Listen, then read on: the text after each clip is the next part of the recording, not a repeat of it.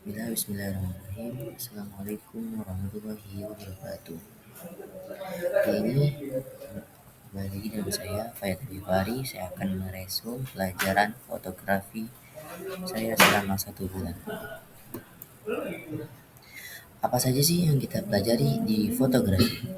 Fotografi bukan hanya sekedar menekan tombol shutter, tetapi merupakan seni menangkap momen, cahaya, dan emosi dalam satu gambar. Di era digital seperti sekarang, kemampuan fotografi menjadi semakin penting, baik untuk kebutuhan pribadi, media sosial, bisnis, maupun dokumentasi profesional. Melalui pelajaran fotografi ini, saya ingin mengenalkan dasar-dasar serta teknik lanjutan yang dapat membantu siapa saja untuk menghasilkan foto yang lebih bermakna dan berkualitas. Dengan pemahaman tentang komposisi, pencahayaan, serta pengaturan kamera, kita bisa menyampaikan cerita melalui gambar tanpa kata. Baik, kita lanjut. Apa aja sih tujuan pembelajarannya? Pertama, mengenal dasar-dasar fotografi mulai dari kamera, pencahayaan, dan komposisi. Yang kedua, mengembangkan kreativitas visual. Yang ketiga, meningkatkan keterampilan teknis dan artistik dalam memotret. Yang pertama, pengertian fotografi. Fotografi itu diambil dari bahasa Yunani, pos artinya cahaya dan grafin artinya melukis atau menulis. Fotografi adalah seni dan teknik menangkap cahaya untuk menghasilkan gambar menggunakan kamera. Jadi prinsip dalam fotografi itu yaitu memfokuskan cahaya dengan bantuan pembiasan sehingga mampu membakar medium penangkap cahaya. Medium yang telah dibakar dengan ukuran luminitas cahaya yang tepat akan menghasilkan bayangan identik dengan cahaya yang memasuki medium pembiasan. Selanjutnya yang bisa disebut lensa. Yang kedua, jenis-jenis fotografi. Yang pertama itu ada potret, yaitu adalah fokus pada ekspresi atau wajah. Dan yang kedua adalah landscape yang biasa digunakan untuk alam, pemandangan, dan lingkungan. Yang ketiga, micro biasanya digunakan untuk objek kecil secara detail seperti serangga atau bunga. Dan yang keempat, jurnalistik yang biasa mengabadikan momen untuk berita dan lain-lain. Yang kelima, street photography yang biasa untuk mengambilkan momen kehidupan di jalanan. Yang keenam, produk biasanya untuk menampilkan barang-barang atau produk-produk secara menarik. Yang lainnya seperti fashion, arsitektur, dan astrofotografi, dan lain-lain.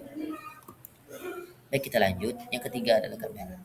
Kamera adalah alat atau perangkat yang digunakan untuk menangkap gambar seperti foto atau gambar bergerak yaitu video dengan cara merekam cahaya yang dipantulkan oleh objek ke dalam media perekam, film atau sensor digital. Dalam fotografi, kamera adalah alat utama yang digunakan untuk menciptakan karya visual. Ia bekerja dengan prinsip dasar yaitu mengumpulkan cahaya, memfokuskan cahaya tersebut, lalu merekamnya menjadi gambar. Jenis-jenis kamera. Baik, yang di sini ada DSLR, Digital Siger Lens Reflex. Kamera yang menggunakan sistem cermin refleks seperti kamera SLR, tetapi dengan sensor digital sebagai pengganti film. Kamera ini merupakan pilihan utama bagi fotografi profesional. Baik, yang kita lanjut. Kamera mirrorless. Kamera mirrorless adalah jenis kamera digital yang tidak menggunakan cermin refleks seperti pada kamera DSLR tanpa sistem cermin. Cahaya langsung masuk ke sensor, memungkinkan desain yang lebih ringkas dan ringan. Berikutnya, action cam. Kamera kecil, tahan banting, dan portable yang dirancang untuk merekam video atau foto dalam kondisi ekstrim. Kamera ini sering digunakan untuk olahraga, petualangan, atau aktivitas outdoor karena memiliki fitur tahan air, lensa ultrawide, dan kemampuan merekam video berkualitas tinggi. Baik, yang lanjutnya adalah drone. Drone adalah pesawat tanpa awak untuk menangkap foto dan video dari sudut pandang udara. Drone dengan kamera ini banyak digunakan dalam berbagai bidang seperti fotografi, videografi, pemetaan, pengawasan, dan eksplorasi. Berikutnya, kamera film. Kamera film adalah jenis kamera yang menggunakan roll film analog atau disebut celluloid untuk menangkap gambar, bukan sensor digital. Gambar terekam di lembaran film dan harus dicuci proses kimia untuk menghasilkan cetakan foto. Yang lanjut adalah kamera lubang jarum, pinhole kamera. Pinhole kamera adalah kamera paling sederhana yang tidak menggunakan lensa. Cukup dengan kotak kedap cahaya, lubang kecil, dan permukaan peka cahaya atau film kertas foto. Kamera ini bekerja dengan prinsip cahaya berjalan lurus dan membentuk bayangan terbalik pada permukaan di dalam kotak. Baik, yang berikutnya adalah lensa kamera. Lensa kamera adalah bagian penting dari kamera yang berfungsi untuk mengatur dan memfokuskan cahaya agar dapat membentuk gambar pada sensor kamera. Setiap jenis lensa memiliki karakteristik berbeda dan memengaruhi sudut pandang, jarak pandang, dan gaya foto yang dihasilkan. Yang pertama, ada lensa wide. Ciri-cirinya yaitu sudut pandang sangat lebar, wide angle. Objek terlihat kecil tapi banyak area yang tertangkap kamera. Fungsi dari lensa wide ini cocok untuk foto pemandangan, ya seperti menggunakan landscape ya, karena bisa menangkap langit, gunung, dan tanah dalam satu bingkai. Biasanya sering dipakai untuk arsitektur, gedung, interior ruangan, karena bisa memuat seluruh ruangan atau struktur dalam satu foto. Lanjut, lensa standar. Ciri-cirinya yaitu sudut pandang mendekati pandangan mata manusia. Fungsinya yaitu cocok untuk foto street fotografi ya, motret aktivitas di jalan. Ideal untuk foto dengan tampilan natural dan proporsi yang seimbang, tidak terlalu lebar dan atau terlalu sempit. Kelebihannya, hasil foto terasa alami dan seimbang. Cocok untuk pemula karena mudah digunakan dalam berbagai kondisi. Yang berikutnya ada lensa telefoto. Lensa telefoto ini ciri-cirinya mampu memperbesar objek yang jauh agar terlihat lebih dekat. Zoom panjang ya. Fungsinya ini cocok untuk portrait karena menghasilkan efek bokeh atau latar belakang blur yang lembut. Ideal untuk memotret objek dari jarak jauh seperti hewan, olahraga, konser, atau kondisi. Kelebihan dari lensa ini, yang pertama, bisa mengambil gambar dari kejauhan tanpa mengganggu subjek. Yang berikutnya, bagus untuk fokus ke satu objek dalam latar belakang kabur dengan latar belakang kabur. Baiklah, lanjutnya lensa standar tadi udah ya.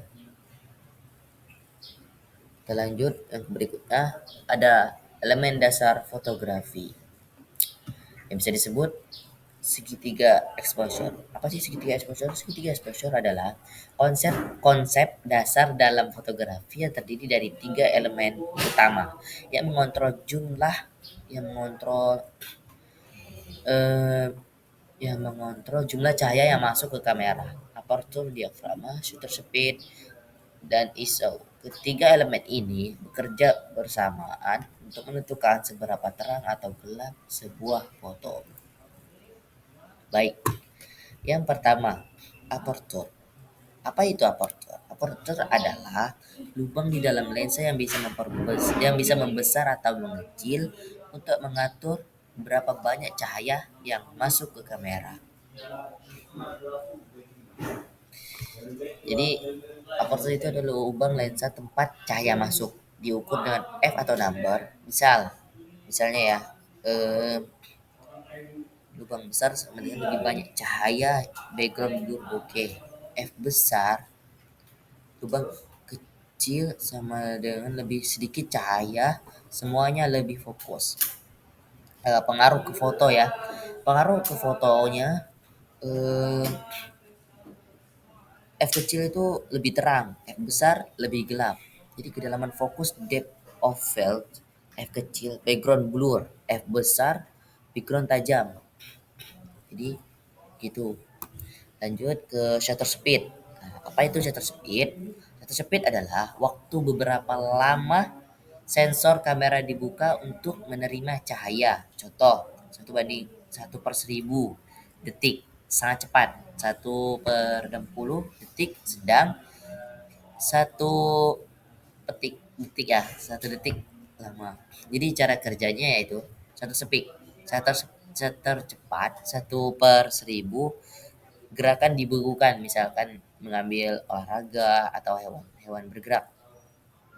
Shutter lambat 1 detik yaitu menangkap gerakan, jadi hasil blurnya misal air jadi halus, lampu jadi bergaris-garis gitu. Jadi pengaruh ke foto, gerakan shutter cepat membekukan gerakan. Jadi shutter lambat itu efek blur. Jadi cahaya shutter lambat lebih terang. Jadi cahaya shutter cepat lebih gelap. Baik, kita lanjut ke ISO, itu sensitif sensor. Apa itu ISO? ISO adalah itu mengatur seberapa sensitif sensor kamera terhadap cahaya. Ditunjukkan dengan angka seperti ISO 100, 200, 800, 1600, 3200 dan lain-lain. Jadi cara kerjanya adalah ISO rendah 100 sampai 200 butuh lebih banyak cahaya. Jadi hasilnya bersih, minim noise. ISO tinggi seperti 1600 sampai 3200 ke atas cocok di tempat gelap, hasil terang tapi bisa berisik, noise atau grain. Jadi pengaruh ke foto itu, cahaya ISO tinggi lebih terang, ISO rendah lebih gelap. Jadi kualitas ISO tinggi lebih banyak noise atau bintik kasar. ISO rendah kualitas lebih jernih. Jadi cara kerja bersama segitiga spasial itu ketiganya saling berhubungan. Kalau satu berubah, yang lain bisa disesuaikan. Contohnya, kalau kamu pakai satu cepat, gelap, kamu bisa naikkan ISO atau buka aperture agar tetap terang. Kalau ingin background blur, f per 1,8 ya. Tapi terlalu terang, kamu bisa turunkan ISO atau pakai shutter lebih cepat. Baik, kita lanjut. Ada komposisi fotografi. Yes. Komposisi fotografi adalah cara menyusun atau menata elemen-elemen visual dalam sebuah foto agar terlihat menarik, seimbang, dan mampu menyampaikan pesan atau emosi kepada penonton. Komposisi yang baik bisa membuat foto biasa jadi luar biasa, meskipun hanya memotret hal sederhana. Baik, inilah beberapa komposisi fotografi. Pertama, rule of thirds. Apa itu rule of thirds? Rule of thirds itu aturan sepertiga ya. Membagi gambar menjadi 3 bagian, horizontal dan vertikal. Membentuk 9 kotak seperti papan tic-tac-toe. Objek penting diletakkan di garis atau titik pertemuan garis. Tujuannya membuat foto lebih seimbang dan menarik, menghindari penempatan objek di tengah agar tidak membosankan. Tipsnya, ya saya kasih tips. Aktifkan grid kisi-kisi di kamera untuk membantu Anda agar tergambar lebih menarik. Baik, lanjut leading lens atau garis penuntun. Apa itu leading lens? Yaitu menggunakan garis jalan, rel, pagar, ya contohnya sungai, jembatan cahaya yang mengarahkan mata penonton ke subjek utama. Tujuannya mengarahkan perhatian secara natural, yaitu memberi kedalaman dan arah visual. Tips: cari garis alami atau buatan di lokasi. Contohnya tangga, lorong, dan bayangan. Baik, kita lanjut. Ada framing atau bingkai alamiah ya. Seperti ini. Apa sih apa itu framing? Framing yaitu menggunakan objek di sekitar seperti jendela, pintu, pohon atau lengkungan sebagai bingkai untuk menyorot subjek utama. Jadi tujuannya yaitu menarik perhatian ke subjek, memberi kedalaman dan konteks pada foto. Tips: ambil gambar dari objek untuk menciptakan bingkai dalam bingkai. Baik, kita lanjut. Simetri dan pattern. Apa itu simetri dan pattern? Yaitu yang menggunakan elemen yang simetris atau memiliki pola berulang seperti ubin, bangunan, barisan objek. Tujuannya memberi kesan harmonis, rapi, dan estetis. Bisa juga dipatahkan misalnya satu objek berbeda di antara pola agar lebih menarik. Saya kasih tipsnya, gunakan cermin atau pantulan air atau arsitektur untuk menangkap simetris. Baik, kita lanjut.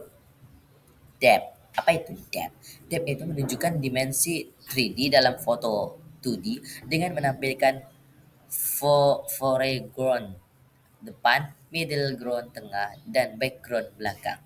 Tujuannya membuat foto terasa hidup dan masuk ke dalam, memberi konteks dan cerita lebih lengkap. Tipsnya, gunakan aperture kecil f/8 sampai f/16 agar semua lapisan tetap fokus. Lanjut, negative space atau bisa disebut ruang kosong, yaitu menggunakan area kosong, langit, dinding polos ya, laut, langit-langit untuk memberi ruang pada subjek utama. Jadi tujuannya yaitu untuk menonjolkan subjek, memberi kesan tenang, minimalis atau dramatis. Nih, tipsnya, gunakan untuk objek kecil atau tunggal agar terlihat menonjol. Baik, kita lanjutkan pencahayaan. Apa sih pencahayaan? Pencahayaan adalah teknik mengatur dan memanfaatkan cahaya, baik alami maupun buatan, untuk menerangi subjek atau objek dalam sebuah foto dengan tujuan menghasilkan gambar yang jelas, seimbang secara visual, serta mampu menyampaikan pesan, suasana, dan emosi tertentu kepada penonton.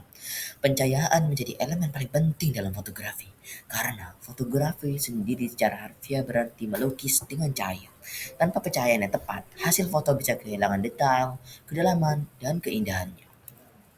Baik, ini adalah beberapa pencahayaan ya. Yang pertama, natural light atau cahaya alami. Cahaya yang berasal dari matahari, sifatnya bisa berubah-ubah tergantung waktu, cuaca, dan lokasi. Kelebihannya gratis dan tersedia secara alami. Cocok untuk outdoor, portrait, landscape, dan travel. Tipsnya ya, saya berikan tipsnya. Gunakan jendela sebagai sumber cahaya utama saat indoor. Indoor. Posisikan subjek menghadap cahaya atau dari samping untuk efek dramatis, dramatis, kacau. Baiklah, yang berikutnya artificial light, yaitu cahaya buatan. Cahaya yang berasal dari alat buatan manusia seperti lampu LED, lampu studio, ring light, flash kamera, cahaya lampu rumah, neon, dan lain-lain. Kelebihannya bisa dikontrol penuh, intensitas, arah warna, bisa dipakai kapan saja, siang atau malam. Cocok untuk studio fotografi, produk, video, potret. Tipsnya, gunakan diffuser atau softbox untuk melembutkan bayangan. Arahkan cahaya dari samping, side light, untuk menambah dimensi. Baik, kita lanjut. Golden hour, jam emas. Apa sih golden hour? Yaitu waktu 1 jam setelah matahari terbit dan 1 jam sebelum matahari terbenam. Ciri khasnya warna cahaya hangat, emas atau orange. Bayangan panjang dan lembut, memberi nuansa romantis, tenang, dan sinematik. Kelebihannya cocok untuk landscape, portrait, prewedding, outdoor shoot, yang itu menghasilkan warna alami yang indah tanpa editing berat. Ini saya berikan tipsnya. Datang lebih awal untuk atur komposisi. Gunakan aperture lebar f per 2,8 atau sampai f per 4 untuk efek bokeh dan cahaya lembut. Baik, kita lanjutkan ke berikutnya, yaitu ke-8, mode kamera. Mode kamera ini ya, simbolnya biasanya icon kamera hijau atau huruf auto. Yang untuk auto mode yang pertama. Cara kerjanya, kamera mengatur semua pengaturan sendiri, mulai dari shutter speed, aperture, ISO, white balance, dan lain-lain. Cocok untuk pemula ya, situasi cepat yang tidak sempat atur manual. Kelebihannya praktis dan cepat, tidak perlu pusing soal setting. Tetapi ada kekurangannya juga ya teman-teman. Kekurangannya hasil kadang tidak konsisten, tidak cocok untuk kondisi pencahayaan sulit, minim kontrol kreatif. Baik yang kedua, manual mode. Cara kerjanya ya, kamu bisa mengatur sendiri semua elemen exposure, mulai dari shutter speed, aperture, dan ISO. Cocok untuk fotografer yang ingin kontrol penuh, studio, landscape, atau night fotografi. Kelebihannya, kamu bisa kontrol kreatif 100%, bisa atur pencahayaan dan efek sesuai keinginan. Kekurangannya butuh waktu dan pengalaman. Salah atur bisa bikin foto terlalu gelap atau terang. Nah, kita lanjut. Aperture priority. Aperture priority A atau AF, simbolnya A atau Nikon, A Nikon atau AF Canon. Biasanya gitu ya. Kalau A itu Nikon, kalau A itu Canon. Jadi cara kerjanya, kamu bisa memilih aperture f per number. Kamera akan menyesuaikan shutter speed otomatis agar exposure seimbang. Cocok untuk portrait, background blur, landscape, semua fokus. Jadi ada kelebihannya ya. Kelebihannya fokus pada depth of field, praktis tapi tetap kreatif. Kekurangannya juga ada. Kekurangannya kalau cahaya terlalu rendah, shutter bisa jadi terlalu lambat, blur.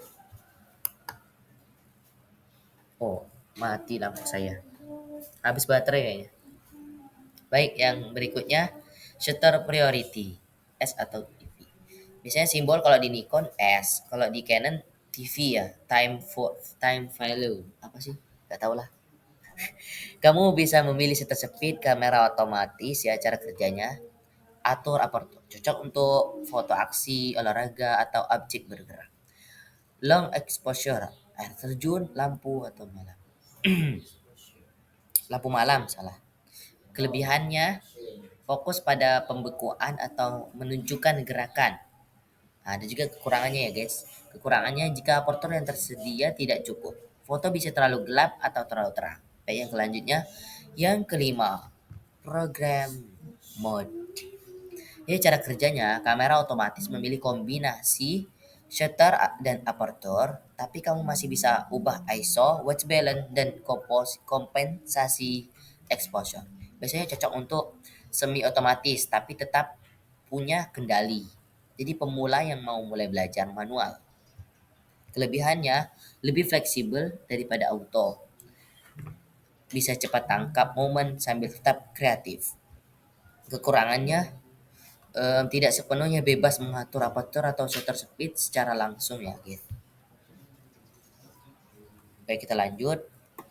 Yang kesembilan, focal length atau panjang fokus. Focal length atau panjang fokus adalah ukuran jarak dalam milimeter atau mm antara sensor kamera dan titik fokus ke dalam lensa saat lensa memfokuskan pada objek yang sangat jauh. Kesimpulan sederhana, focal length adalah ukuran seberapa besar zoom dan lebar tampilan lensa. Focal length pendek, sudut lebih lebar, objek terlihat lebih kecil. Kalau focal length panjang, objek lebih dekat dan latar belakang lebih kabur. Baik, yang berikutnya angel photo. Angel photo adalah sudut pengambilan gambar dari posisi kamera terhadap subjek. Sudut ini sangat mempengaruhi mulai dari makna atau kesan foto, emosi yang ditampilkan, komposisi dan estetika gambar.